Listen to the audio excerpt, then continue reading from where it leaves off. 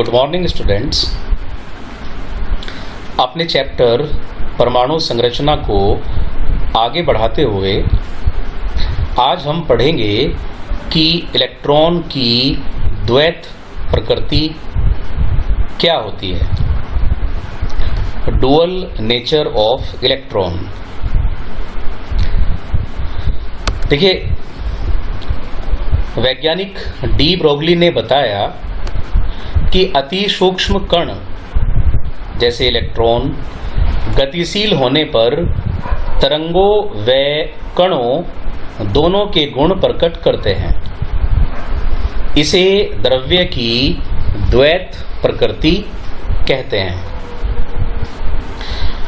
देखिए, इससे पहले हमने पढ़ा था कि कण अलग होते हैं और तरंगे अलग होती हैं।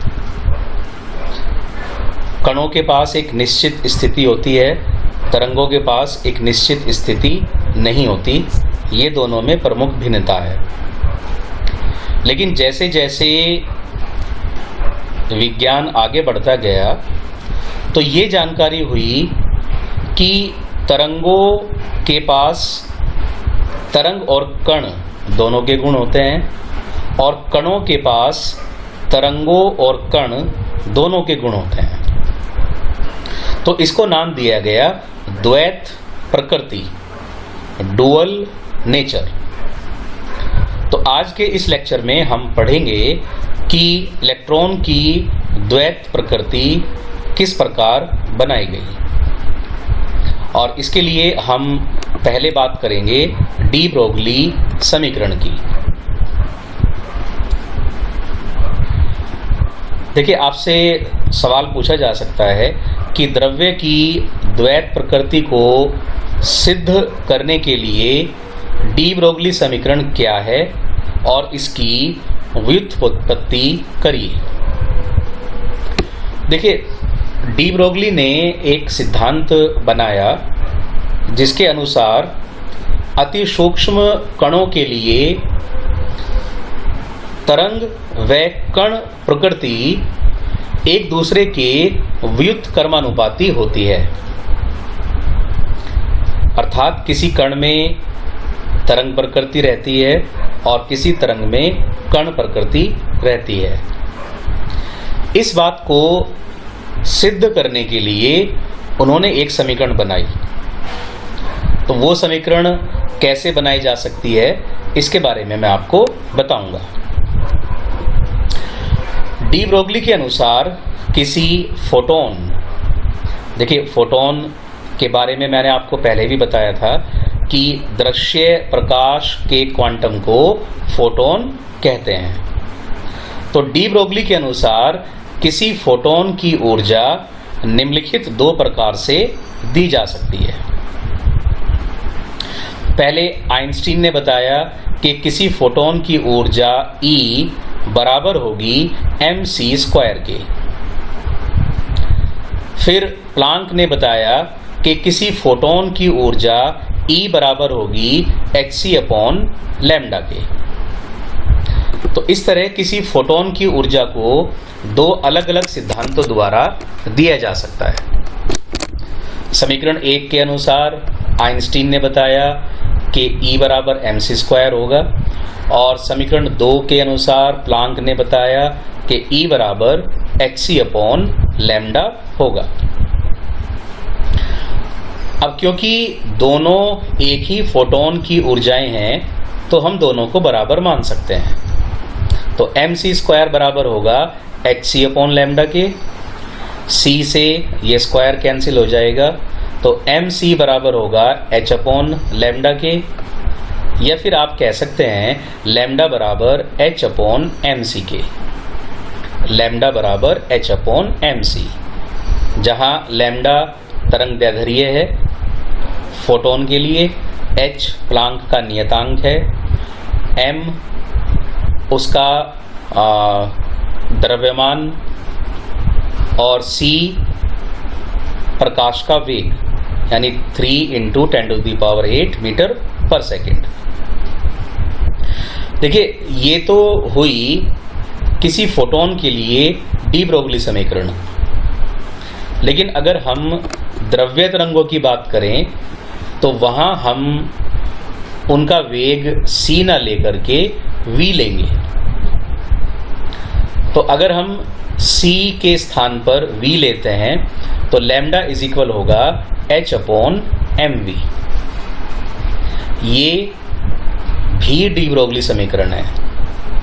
अब क्योंकि मास इंटू वेलोसिटी बराबर होती है संवेग के, तो lambda is equal h upon mv की जगह आप कह सकते हैं lambda is equal h upon p।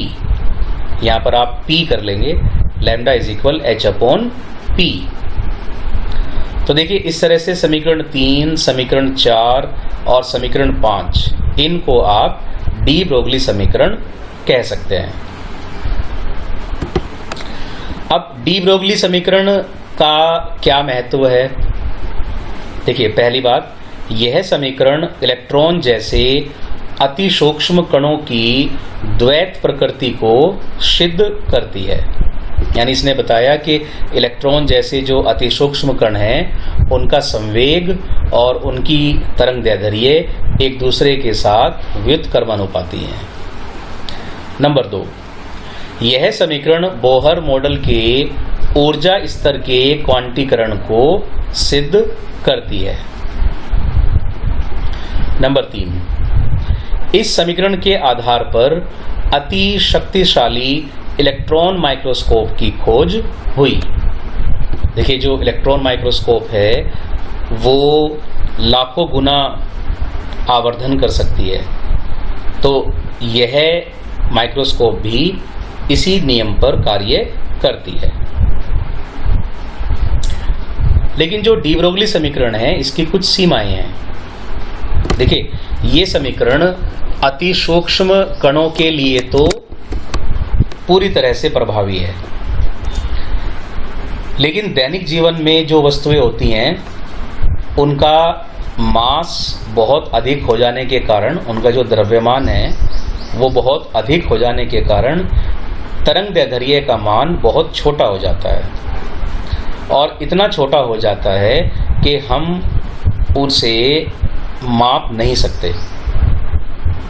यही कारण है कि जो द्वैत प्रभाव है या द्वैत प्रकृति है ये अति सूक्ष्म कणों में तो आसानी से दिखाई जा सकती है, लेकिन जो दैनिक जीवन में वस्तुएं हैं जैसे चलती हुई कार है, गेंद है, कोई चलता हुआ ट्रक है, तो उसमें आपको तरंग प्रकृति दिखाई नहीं देगी। अब एक दूसरी बात जो द्रव्य के द्वैत गुणों को निश्चित करती है वो है हाइजेनबर्ग का अनिश्चितता का सिद्धांत। अब ये सिद्धांत क्या है हम इसके बारे में पढ़ेंगे। देखिए प्रश्न हो सकता है कि हाइजेनबर्ग का अनिश्चितता का सिद्धांत क्या है। इस नियम के अनुसार किसी अति सूक्ष्म गतिशील कण जैसे इलेक्ट्रॉन के लिए इसकी गति या संवेग या गतिज ऊर्जा तथा स्थिति यानी गति और उसकी स्थिति का एक साथ व यथार्थ मापन संभव नहीं है। देखिए इस सिद्धांत में बताया गया कि आप किसी भी अति सूक्ष्म कण की स्थिति और उसकी गति या फिर गति पर आधारित गुण जैसे संवेग या गतिज ऊर्जा, इन दोनों को एक साथ और बिल्कुल ठीक ठीक नहीं माप सकते। ऐसा किया जाना असंभव है। देखिए आप इस बात को इस तरह से समझ लीजिए कि अगर आप किसी गाड़ी में जा रहे हैं और आप उस गाड़ी की गति को बढ़ाना चाहते हैं तो आपको अपना पैर एक्सीलेटर पर रखना होगा और ब्रेक पर से आपको पैर हटाना होगा।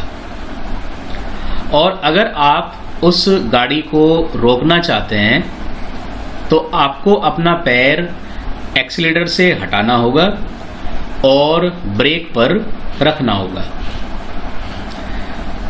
लेकिन आप दोनों कार्य एक साथ नहीं कर सकते। आप ऐसा नहीं कर सकते कि आपने ब्रेक भी दबाए हुए हैं और आप गाड़ी की स्पीड भी बढ़ा रहे हैं, या आपने गाड़ी की स्पीड भी बढ़ाई हुई है और आप गाड़ी को रोक भी रहे हैं। ऐसा होना संभव नहीं है। तो इसी तरह से किसी अति सूक्ष्म गतिशील कण के लिए उसकी गति व स्थिति दोनों का एक साथ व यथार्थ मापन संभव नहीं है। इसी बात को हाइजेनबर्ग ने गणितीय रूप में समझाया कि किसी गतिशील अति सूक्ष्म कण के लिए उसकी स्थिति मापन में अनिश्चितता डेल्टा एक्स तथा संवेग मापन में अनिश्चितता डेल्टा पी का गुणनफल किसी भी स्थिति में h/4π से कम नहीं हो सकता। h/4π से कम नहीं हो सकता, या तो इसके बराबर हो सकता है या इससे ज़्यादा होगा, लेकिन h/4π से कम नहीं हो सकता। अर्थात delta X into delta P मोर और इक्वल, या तो ज़्यादा होंगे या बराबर होंगे। आप यहाँ मोर एंड इक्वल का साइन लगा लेंगे। Delta X into delta P मोर और इक्वल h/4π। अब देखिए, क्योंकि जो डेल्टा पी है वो m इंटू डेल्टा वी के बराबर होता है, तो इसलिए आप ये भी कह सकते हैं कि delta X into delta M into delta V more और इक्वल h/4π। अब देखिए, ये जो सिद्धांत है ये अति सूक्ष्म कणों के व्यवहार को तो प्रभावी रूप से समझा सकता है, परंतु स्थूल कणों के लिए द्रव्यमान अधिक होने के कारण यह भी प्रभावी नहीं है।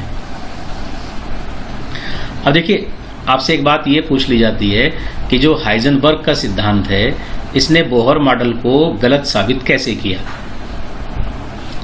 देखिए, हाइजेनबर्ग के सिद्धांत के अनुसार नाभिक के चारों ओर चक्कर लगाते हुए इलेक्ट्रॉन की स्थिति में अधिकतम अनिश्चितता पाई जाती है। यानी हम ये नहीं बता सकते कि चक्कर लगाते हुए इलेक्ट्रॉन की स्थिति क्या है, यानी वो कहाँ है। जबकि बोहर के मॉडल के अनुसार इलेक्ट्रॉन नाभिक के चारों ओर निश्चित त्रिज्या वाली कक्षाओं में चक्कर लगाता है। अर्थात हमें इलेक्ट्रॉन की स्थिति का ज्ञान है। तो हाइजेनबर्ग ने बताया कि बोहर के मॉडल में ये कमी थी, क्योंकि किसी गतिशील इलेक्ट्रॉन की स्थिति परमाणु में बता पाना संभव नहीं है।